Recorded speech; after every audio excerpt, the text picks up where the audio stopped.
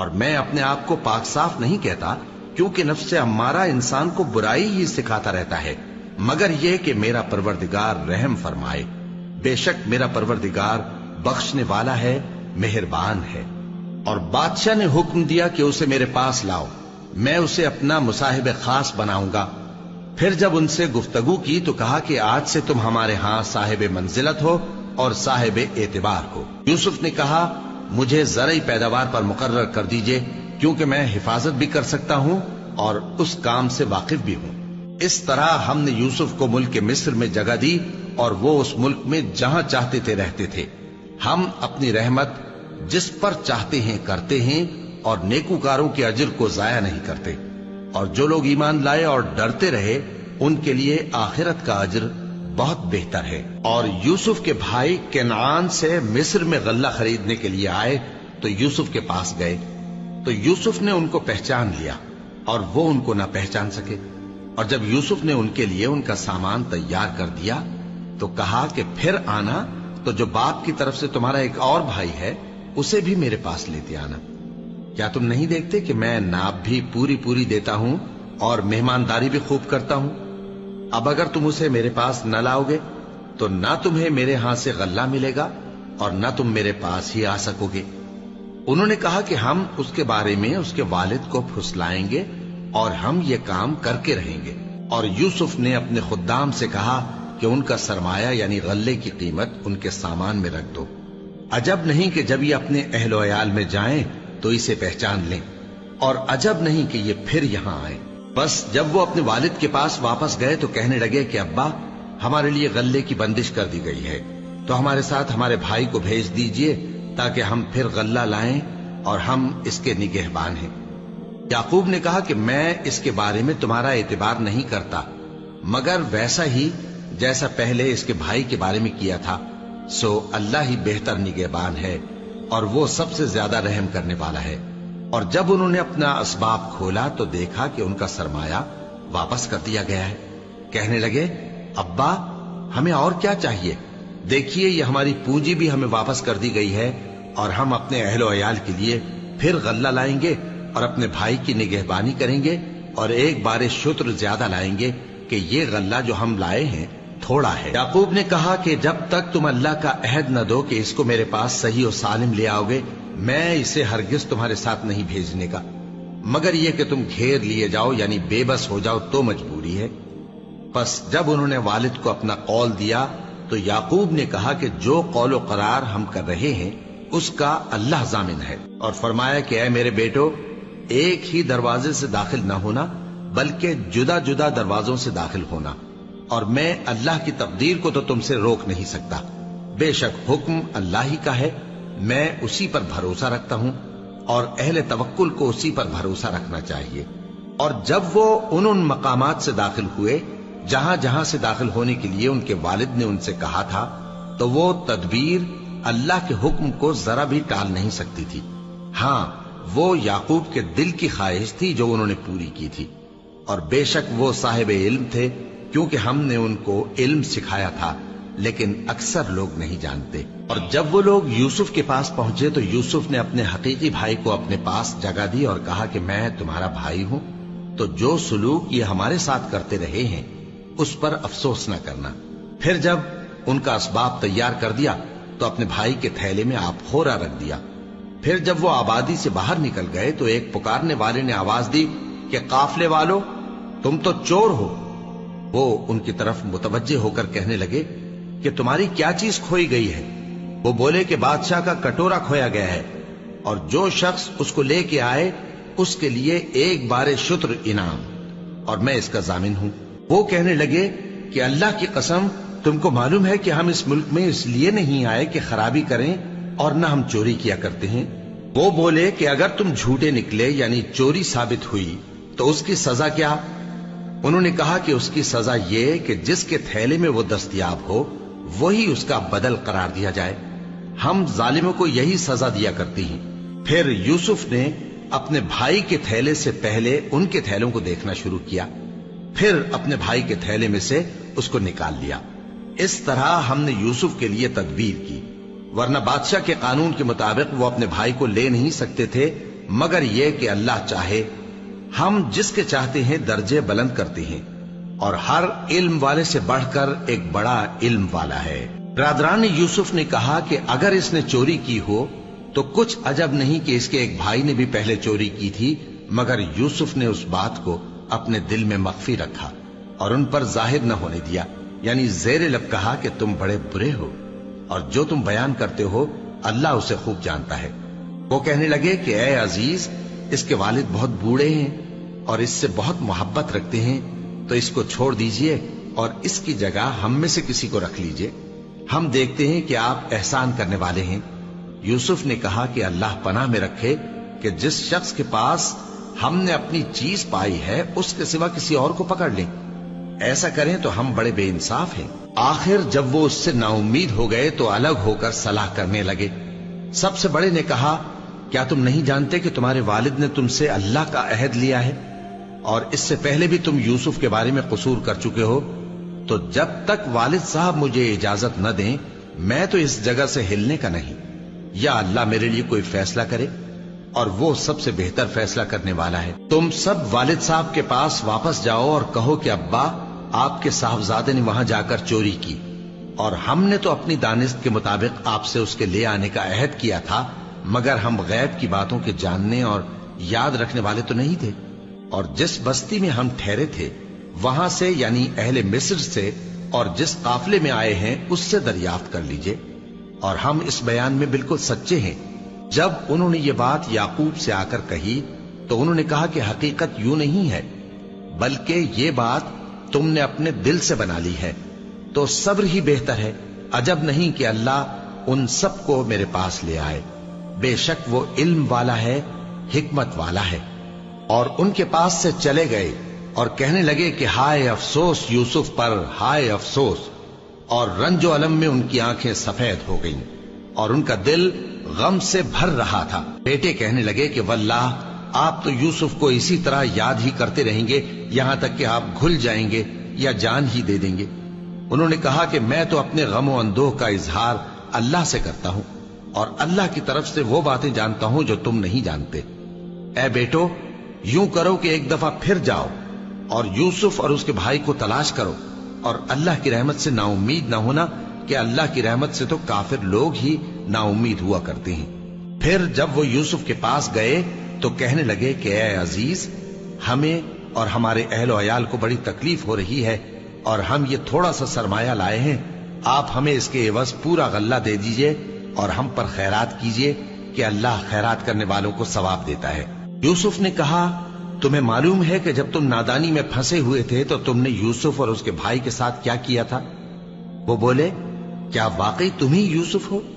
انہوں نے کہا، ہاں میں یوسف ہوں، اور بن یامین کی طرف اشارہ کر کے کہنے لگے، یہ میرا بھائی ہے، اللہ نے ہم پر بڑا احسان کیا ہے۔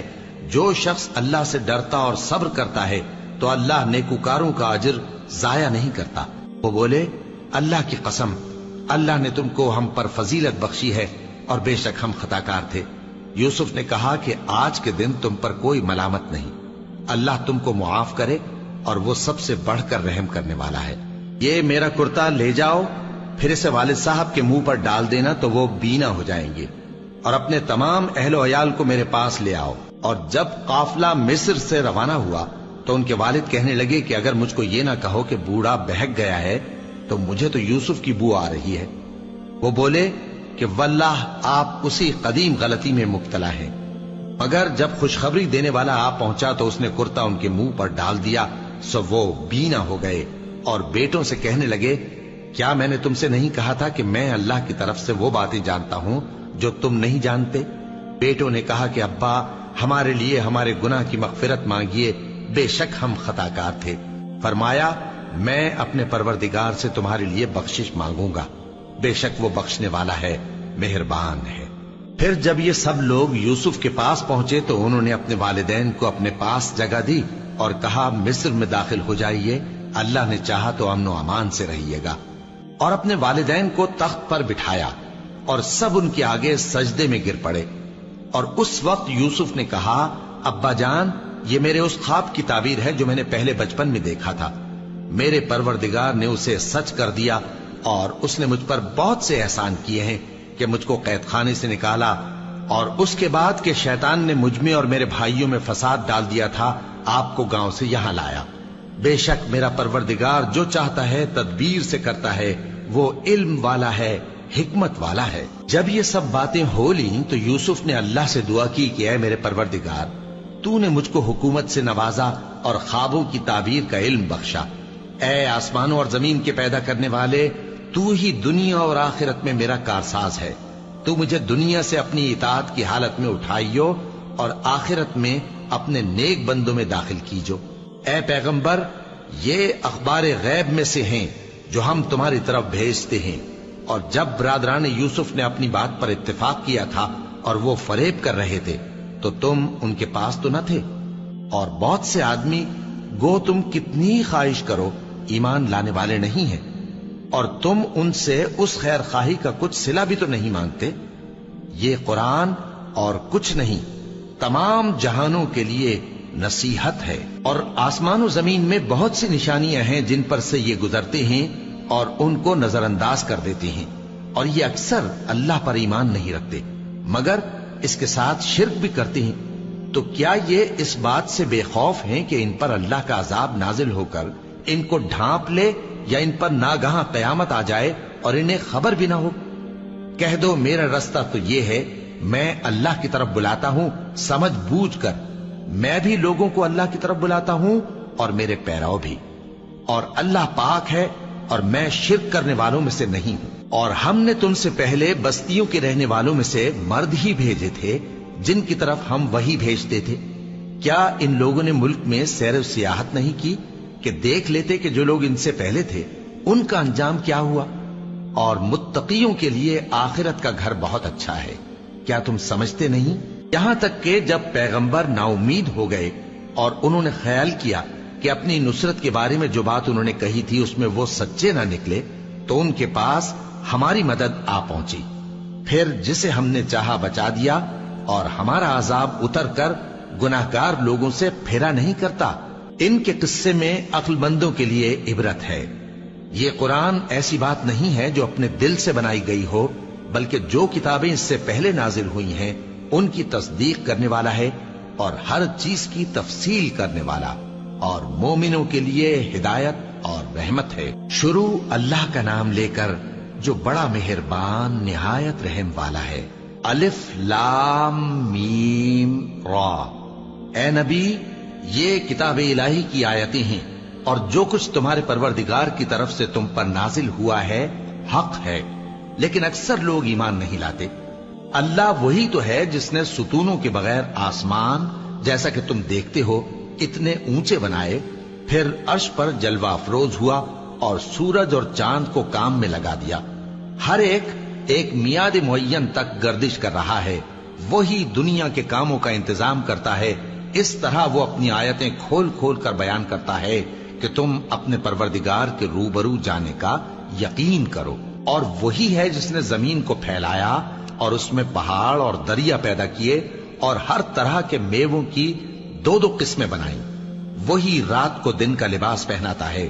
غور کرنے والوں کے لیے اس میں بہت سی نشانیاں ہیں۔ اور زمین میں کئی طرح کے قطعات ہیں ایک دوسرے سے ملے ہوئے، اور انگور کے باغ اور کھیتی اور کھجور کے درخت، بعض کی بہت سی شاخیں ہیں اور بعض کی اتنی نہیں ہوتی، باوجود کہ پانی سب کو ایک ہی ملتا ہے۔ اور ہم بعض میووں کو بعض پر لذت میں فضیلت دیتی ہیں، اور اس میں سمجھنے والوں کے لیے بہت سی نشانیاں ہیں۔ اگر تم عجیب بات سننی چاہو تو کافروں کا یہ کہنا عجیب ہے کہ جب ہم مر کر مٹی ہو جائیں گے تو کیا اثر نو پیدا ہوں گے؟ یہی لوگ ہیں جو اپنے پروردگار سے منکر ہوئے ہیں، اور یہی ہیں جن کی گردنوں میں طوق ہوں گے، اور یہی اہل دوزخ ہیں کہ ہمیشہ اس میں جلتے رہیں گے۔ اور یہ لوگ بھلائی سے پہلے تم سے برائی جلدی سے مانگتے ہیں، یعنی طالب عذاب ہیں، حالانکہ ان سے پہلے عذاب واقع ہو چکے ہیں۔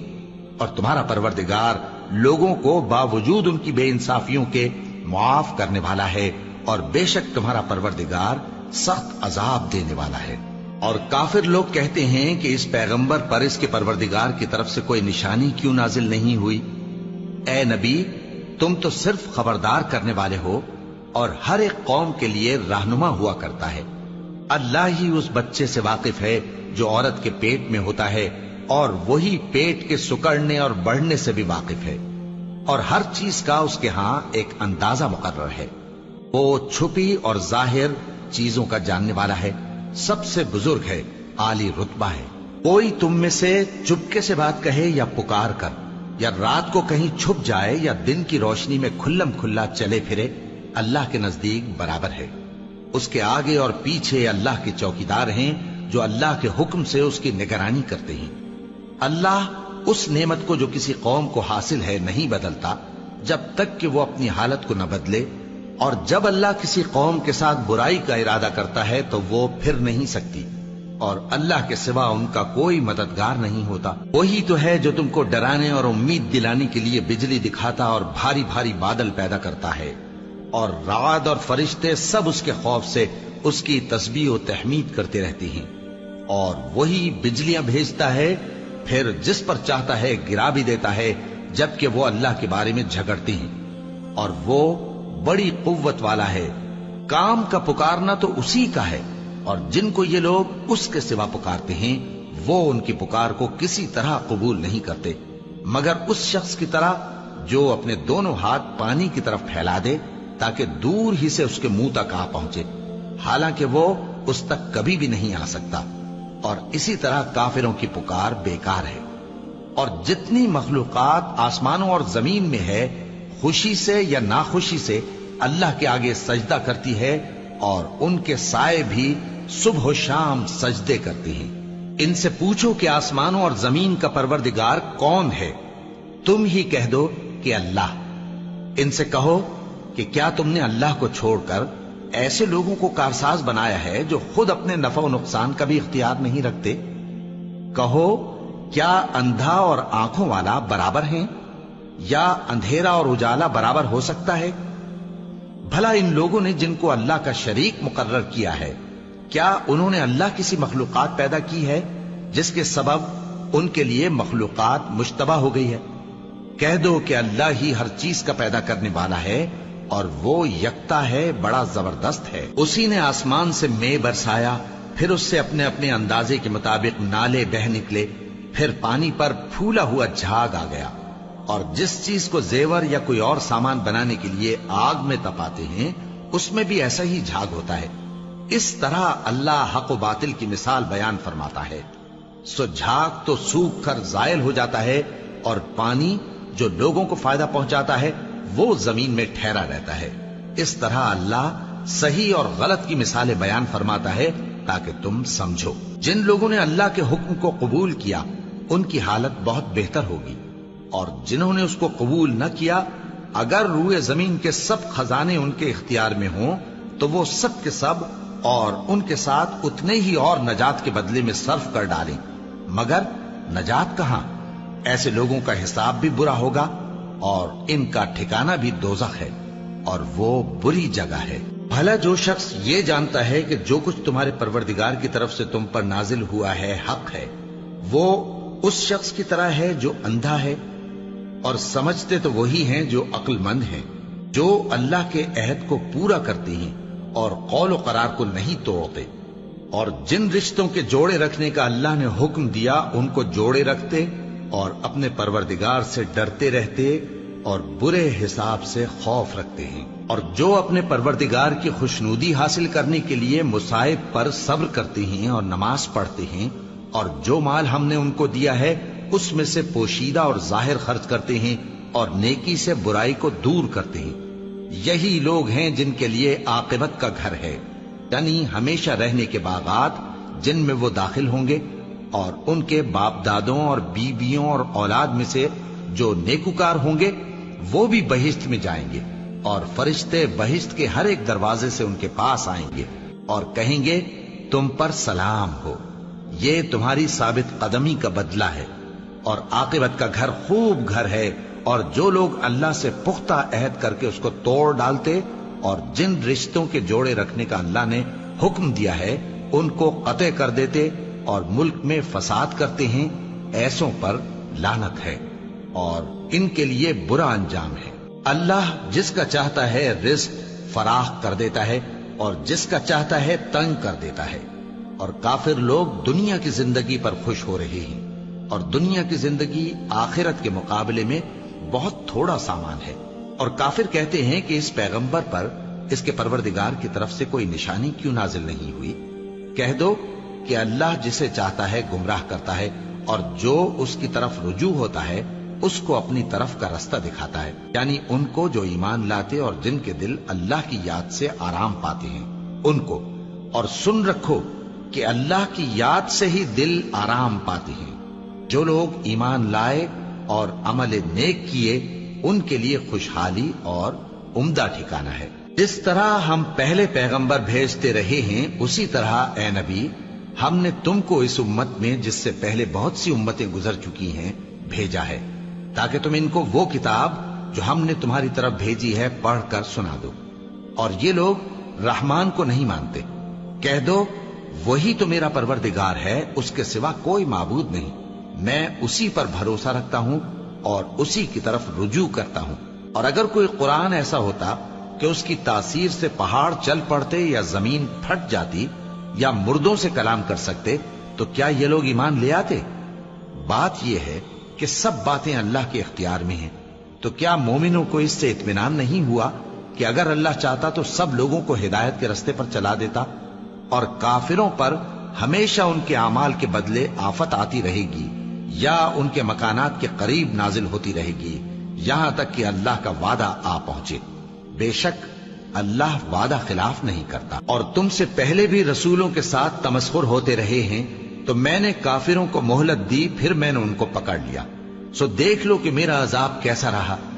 تو کیا وہ جو ہر شخص کے اعمال کا نگراں و نگہبان ہے وہ بتوں کی طرح بے علم و بے خبر ہو سکتا ہے؟ اور ان لوگوں نے اللہ کے شریک مقرر کر رکھے ہیں۔ ان سے کہو کہ ذرا ان کے نام تو لو۔ کیا تم اسے ایسی چیزیں بتاتے ہو جو روئے زمین پر ہیں اور اسے معلوم نہیں، یا تم لوگ محض سطحی بات کی تقلید کرتے ہو؟ اصل یہ ہے کہ کافروں کو ان کے فریب خوبصورت معلوم ہوتے ہیں اور وہ ہدایت کے رستے سے روک لیے گئے ہیں، اور جسے اللہ گمراہ رہنے دے اسے کوئی ہدایت کرنے والا نہیں۔ ان کو دنیا کی زندگی میں بھی عذاب ہے اور آخرت کا عذاب تو بہت ہی سخت ہے، اور ان کو اللہ کے عذاب سے کوئی بھی بچانے والا نہیں۔ جس جنت کا پرہیزگاروں سے وعدہ کیا گیا ہے اس کی شان یہ ہے کہ اس کے نیچے نہریں بہہ رہی ہیں، اس کے پھل ہمیشہ باقی رہنے والے ہیں اور اس کے سائے بھی۔ یہ ان لوگوں کا انجام ہے جو متقی ہیں، اور کافروں کا انجام دوزخ ہے۔ اور جن لوگوں کو ہم نے کتاب دی ہے وہ اس کتاب سے جو تم پر نازل ہوئی ہے خوش ہوتی ہیں، اور بعض فرقے اس کی بعض باتیں نہیں بھی مانتے۔ کہہ دو کہ مجھ کو یہی حکم ہوا ہے کہ اللہ ہی کی عبادت کروں اور اس کے ساتھ کسی کو شریک نہ بناؤں۔ میں اسی کی طرف بلاتا ہوں اور اسی کی طرف مجھے لوٹنا ہے۔ اور اسی طرح ہم نے اس قرآن کو عربی زبان کا فرمان بنا کر نازل کیا ہے۔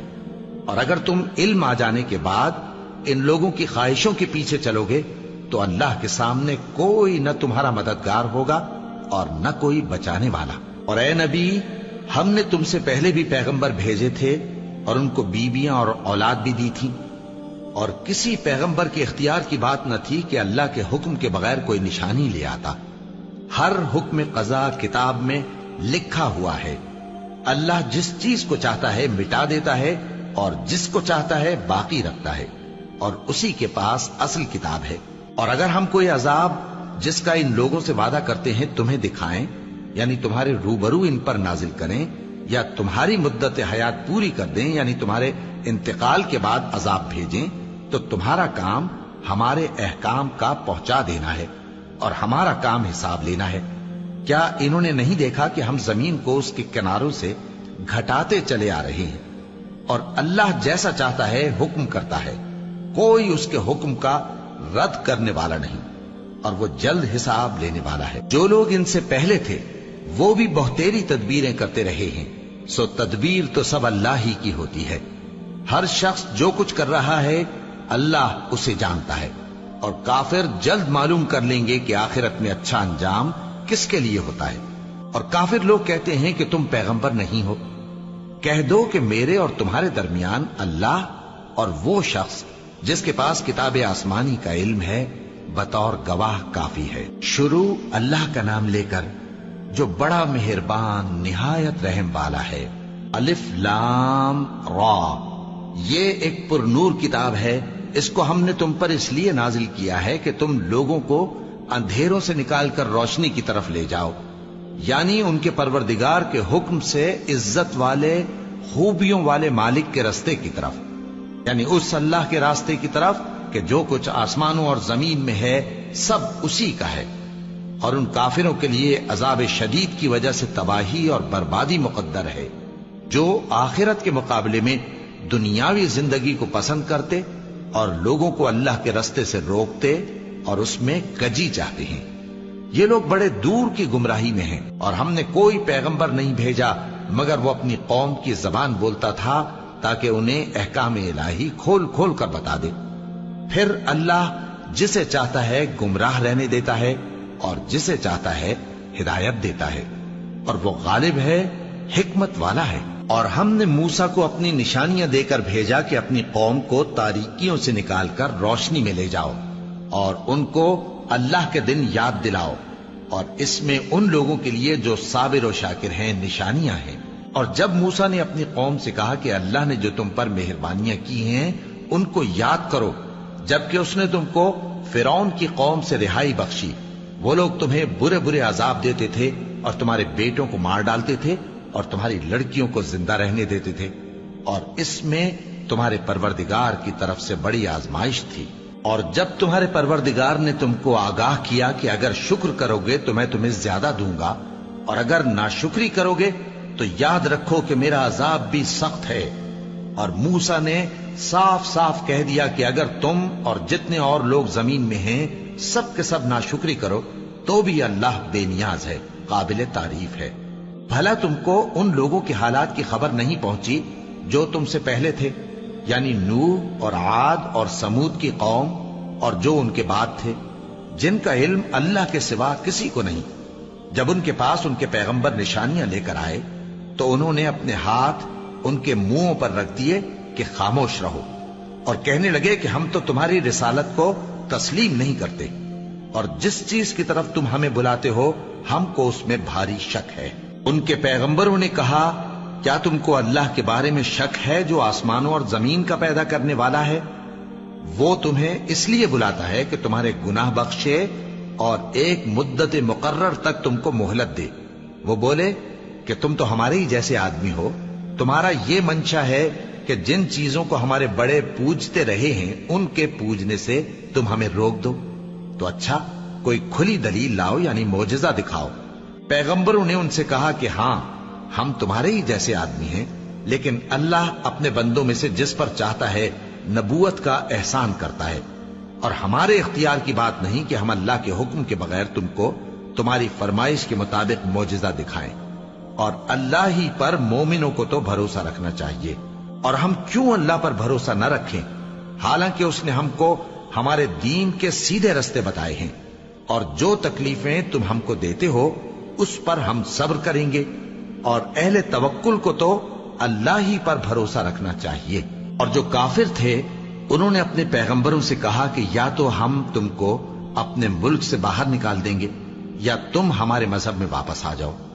بس ان کے پروردگار نے ان کی طرف وحی بھیجی کہ ہم ظالموں کو ہلاک کر دیں گے اور ان کے بعد تم کو اس زمین میں آباد کر دیں گے۔ یہ اس شخص کے لیے ہے جو قیامت کے روز میرے سامنے کھڑے ہونے سے ڈرے اور میرے عذاب سے خوف کرے۔ اور پیغمبروں نے اللہ سے فتح چاہی اور ہر سرکش ضدی نامراد رہ گیا۔ اس کے پیچھے دوزخ ہے اور اسے پیپ والا پانی پلایا جائے گا، وہ اس کو گھونٹ گھونٹ کر کے پیے گا اور گلے سے نہیں اتار سکے گا، اور ہر طرف سے اسے موت آ رہی ہوگی مگر وہ مرنے میں نہیں آئے گا، اور اس کے بعد سخت عذاب ہوگا۔ جن لوگوں نے اپنے پروردگار سے کفر کیا ان کے اعمال کی مثال راکھ کی سی ہے کہ آندھی کے دن اس پر زور کی ہوا چلے جو اسے اڑا لے جائے۔ اسی طرح جو کام وہ کرتے رہے ان پر ان کو کچھ قابو نہ ہوگا۔ یہی تو پرلے سرے کی گمراہی ہے۔ کیا تم نے نہیں دیکھا کہ اللہ نے آسمانوں اور زمین کو تدبیر سے پیدا کیا ہے؟ اگر وہ چاہے تو تم کو نابود کر دے اور تمہاری جگہ نئی مخلوق پیدا کر دے، اور یہ اللہ کو کچھ بھی مشکل نہیں۔ اور قیامت کے دن سب لوگ اللہ کے سامنے کھڑے ہوں گے تو غریب پیروکار بڑے بن بیٹھنے والوں سے کہیں گے کہ ہم تو تمہارے پیرو تھے، کیا تم اللہ کا کچھ عذاب ہم پر سے دفع کر سکتے ہو؟ وہ کہیں گے کہ اگر اللہ ہم کو ہدایت کرتا تو ہم تم کو ہدایت کرتے۔ اب ہم گھبراہٹ ظاہر کریں یا صبر کریں ہمارے حق میں برابر ہے، کوئی جگہ رہائی کی ہمارے لیے نہیں ہے۔ اور جب حساب کتاب کا کام فیصل ہو چکے گا تو شیطان کہے گا جو وعدہ اللہ نے تم سے کیا تھا وہ تو سچا تھا، اور جو وعدہ میں نے تم سے کیا تھا وہ جھوٹا تھا، اور میرا تم پر کسی طرح کا زور نہیں تھا۔ ہاں، میں نے تم کو گمراہی اور باطل کی طرف بلایا تو تم نے جلدی سے اور بے دلیل میرا کہنا مان لیا۔ تو آج مجھے ملامت نہ کرو، اپنے آپ ہی کو ملامت کرو۔ نہ میں تمہاری فریاد رسی کر سکتا ہوں اور نہ تم میری فریاد رسی کر سکتے ہو۔ میں اس بات سے انکار کرتا ہوں کہ تم پہلے مجھے شریک بناتے تھے۔ بے شک جو ظالم ہیں ان کے لیے درد دینے والا عذاب ہے۔ اور جو ایمان لائے اور عمل نیک کرتے رہے وہ بہشتوں میں داخل کیے جائیں گے جن کے نیچے نہریں بہہ رہی ہیں۔ اپنے پروردگار کے حکم سے وہ ہمیشہ ان میں رہیں گے، وہاں وہ ہر ملاقات پر ایک دوسرے کو سلام کہیں گے۔ کیا تم نے نہیں دیکھا کہ اللہ نے کلمہ طیبہ کی کیسی مثال بیان فرمائی ہے؟ وہ ایسی ہے جیسے پاکیزہ درخت جس کی جڑ مضبوط ہو اور شاخیں آسمان میں پھیلی ہوں، وہ اپنے پروردگار کے حکم سے ہر موقع پر پھل لاتا ہو۔ اور اللہ لوگوں کے لیے مثالیں بیان فرماتا ہے تاکہ وہ نصیحت حاصل کریں۔ اور ناپاک بات یعنی غلط عقیدے کی مثال ناپاک درخت کی سی ہے کہ وہ زمین کے اوپر ہی سے اکھیڑ کر پھینک دیا جائے، اس کو ذرا بھی قرار و ثبات نہیں۔ اللہ مومنوں کے دلوں کو صحیح اور پکی بات سے دنیا کی زندگی میں بھی مضبوط رکھتا ہے اور آخرت میں بھی رکھے گا۔ اور اللہ بے انصافوں کو گمراہ کر دیتا ہے، اور اللہ جو چاہتا ہے کرتا ہے۔ کیا تم نے ان لوگوں کو نہیں دیکھا جنہوں نے اللہ کے احسان کو ناشکری سے بدل دیا اور اپنی قوم کو تباہی کے گھر میں لا اتارا، یعنی دوزخ میں، کہ سب ناشکرے اس میں داخل ہوں گے اور وہ برا ٹھکانہ ہے۔ اور ان لوگوں نے اللہ کے شریک مقرر کیے کہ لوگوں کو اس کے رستے سے گمراہ کریں۔ کہہ دو کہ چند روز فائدے اٹھا لو، آخر کار تم کو دوزخ کی طرف لوٹ کر جانا ہے۔ اے پیغمبر، میرے مومن بندوں سے کہہ دو کہ نماز پڑھا کریں، اور اس دن کے آنے سے پیشتر جس میں نہ اعمال کا سودا ہوگا اور نہ دوستی کام آئے گی، ہمارے دیے ہوئے مال میں سے پوشیدہ اور علانیہ خرچ کرتے رہے۔ اللہ ہی تو ہے جس نے آسمانوں اور زمین کو پیدا کیا اور آسمان سے مے برسایا، پھر اس سے تمہارے کھانے کے لیے پھل پیدا کیے اور کشتیوں اور جہازوں کو تمہارے زیر فرمان کیا تاکہ وہ سمندر میں اس کے حکم سے چلیں، اور نہروں کو بھی تمہارے زیر فرمان کیا، اور سورج اور چاند کو تمہارے لیے کام میں لگا دیا کہ دونوں دن رات ایک ڈگر پر چل رہے ہیں، اور رات اور دن کو بھی تمہاری خاطر کام میں لگا دیا، اور جو کچھ تم نے مانگا سب میں سے تم کو عنایت کیا۔ اور اگر اللہ کے احسان گننے لگو تو شمار نہ کر سکو، مگر لوگ نعمتوں کا شکر نہیں کرتے۔ کچھ شک نہیں کہ انسان بڑا بے انصاف ہے، ناشکرا ہے۔ اور جب ابراہیم نے دعا کی کہ اے میرے پروردگار، اس شہر کو لوگوں کے لیے امن کی جگہ بنا دے، اور مجھے اور میری اولاد کو اس بات سے کہ بتوں کی پرستش کرنے لگیں بچائے رکھیو۔ اے پروردگار، انہوں نے بہت سے لوگوں کو گمراہ کیا ہے، سو جس شخص نے میرا کہا مانا وہ میرا ہے، اور جس نے میری نافرمانی کی تو تو بخشنے والا ہے، مہربان ہے۔ اے پروردگار، میں نے اپنی اولاد ایک وادی میں جہاں کھیتی نہیں، تیرے عزت و ادب والے گھر کے پاس لا بسائی ہے۔ اے پروردگار، تاکہ یہ نماز پڑھیں، سو تو لوگوں کے دلوں کو ایسا کر دے کہ ان کی طرف جھکے رہیں، اور ان کو میووں سے روزی دیتے رہنا تاکہ تیرا شکر کریں۔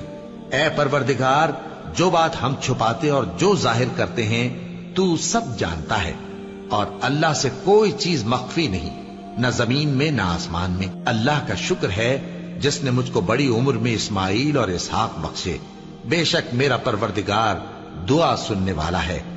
اے پروردگار، مجھ کو ایسی توفیق عنایت کر کہ نماز پڑھتا رہوں، اور میری اولاد کو بھی یہ توفیق بخش۔ اے پروردگار، میری دعا قبول فرما۔ اے پروردگار، حساب کتاب کے دن میری اور میرے ماں باپ کی اور مومنوں کی مغفرت کیجو۔ اور مومنوں، یہ نہ سمجھنا کہ یہ ظالم جو کام کر رہے ہیں اللہ ان سے بے خبر ہے۔ وہ ان کو اس دن تک مہلت دے رہا ہے جبکہ دہشت کے سبب آنکھیں پھٹی کی پھٹی رہ جائیں گی اور لوگ سر اٹھائے ہوئے میدان قیامت کی طرف دوڑ رہے ہوں گے۔ ان کی نگاہیں خود اپنی طرف لوٹ نہ سکیں گی اور ان کے دل مارے خوف کے ہوا ہو رہے ہوں گے۔ اور لوگوں کو اس دن سے آگاہ کر دو جب ان پر عذاب آ جائے گا۔ تب ظالم لوگ کہیں گے کہ اے ہمارے پروردگار، ہمیں تھوڑی سی مہلت عطا کر تاکہ ہم تیری دعوت توحید قبول کریں اور تیرے پیغمبروں کے پیچھے چلیں۔ تو جواب ملے گا، کیا تم پہلے قسمیں نہیں کھایا کرتے تھے کہ تم کو اس حال سے جس میں تم ہو زوال نہیں ہوگا؟ اور جو لوگ اپنے آپ پر ظلم کرتے تھے تم ان کے مکانوں میں رہتے تھے، اور تم پر ظاہر ہو چکا تھا کہ ہم نے ان لوگوں کے ساتھ کس طرح کا معاملہ کیا تھا، اور تمہارے سمجھانے کے لیے مثالیں بیان کر دی تھیں۔ اور انہوں نے بڑی بڑی تدبیریں کی اور ان کی سب تدبیریں اللہ کے ہاں لکھی ہوئی ہیں۔ گو وہ تدبیریں ایسی غضب کی تھیں کہ ان سے پہاڑ بھی ٹل جائیں۔ تو ایسا خیال نہ کرنا کہ اللہ نے جو اپنے پیغمبروں سے وعدہ کیا ہے وہ اس کے خلاف کرے گا۔ بے شک اللہ زبردست ہے، بدلہ لینے والا ہے۔ جس دن یہ زمین دوسری ہی زمین بنا دی جائے گی اور آسمان بھی بدل دیے جائیں گے اور سب لوگ اللہ کے سامنے نکل کھڑے ہوں گے جو یکتا ہے، بڑا زبردست ہے۔ اور اس دن تم گناہگاروں کو دیکھو گے کہ زنجیروں میں جکڑے ہوئے ہیں، ان کے کرتے تارکول کے ہوں گے اور ان کے چہروں کو آگ لپٹ رہی ہوگی، یہ اس لیے کہ اللہ ہر شخص کو اس کے اعمال کا بدلہ دے۔ بے شک اللہ جلد حساب لینے والا ہے۔ یہ قرآن لوگوں کے نام اللہ کا پیغام ہے تاکہ ان کو اس سے ڈرایا جائے اور تاکہ وہ جان لیں کہ وہی اکیلا معبود ہے اور تاکہ اہل عقل نصیحت حاصل کریں۔